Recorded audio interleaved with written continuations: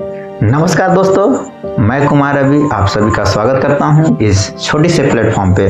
तो आज मैं एक ऐसी कविता की बात करने जा रहा हूं, मैं आज एक ऐसी कहानी की बात करने जा रहा हूं जिसको आपको सुन करके आप तंग के तंग रह जाएंगे, हैरान रह जाएंगे।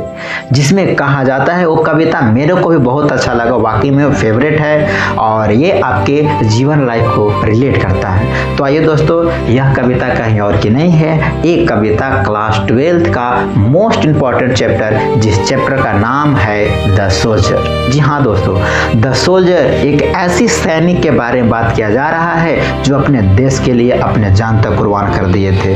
द सोल्जर के लेखक कोई और नहीं है, द सोल्जर के लेखक हैं रूपर्ट ब्रूक, जिन्होंने इस कविता को एक ऐसे रूपरेखा में बदले जिसको सुन करके आप तंग रह जाएंगे, आप हैरान रह जाएंगे। आपने देखा होगा कि एक सोल्जर को देख करके लोग सैल्यूट करते हैं, वैसे ही इस कविता में कहा जाता है एक सैनिक अपने परिवार को त्याग करके, अपने पूरी साम्राज्य को त्याग करके एक देश की सेवा के लिए तैयार हो जाता है। तो दिल थाम कर बैठे रहें, मैं इस कविता को एक विस्तार में आपको समझाने की प्रयत्न करता हूँ। यह कविता द सोल्जर, जिसे सोनेट भी कहा गया है। अब इसमें आपको एक वर्ड आता होगा सोनेट। तो सोनेट किसे कहते हैं, याद रखिए, वैसी कविता जो 14 लाइन की लिखी गई कविता को सोनेट कहा जाता है। दूसरी चीज, द सोल्जर जो कविता है, यह कविता एक देशभक्ति कविता है और देशभक्ति के वजह से इस कविता को पैट्रियोटिज्म भी कहा गया, क्योंकि वो देशभक्ति कविता है। और इस कविता में कवि जो है,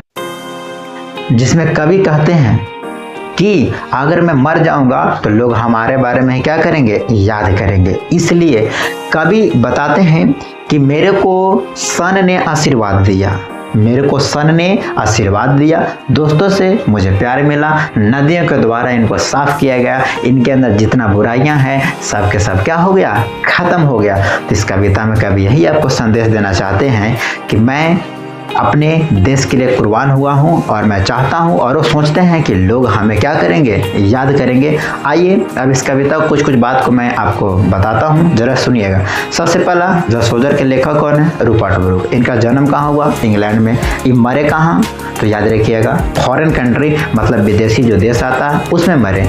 इनको लोग इंग्लिश मैन के भी नाम से जाना जाता है, क्योंकि ये अंग्रेज के रहने वाले थे, ये इंग्लैंड के रहने वाले थे, इसके वजह से इन्हें इंग्लिश मैन भी कहा गया। ठीक है, तो एक कविता देशभक्ति पर था, इसलिए पैट्रियोटिज्म कहा गया। यह सोनेट है, यह 14 लाइन की लिखी गई कविता है। और इस कविता को यदि आपको अच्छा लगा होगा तो इसे आगे शेयर और सब्सक्राइब जरूर करें। Thank you so much.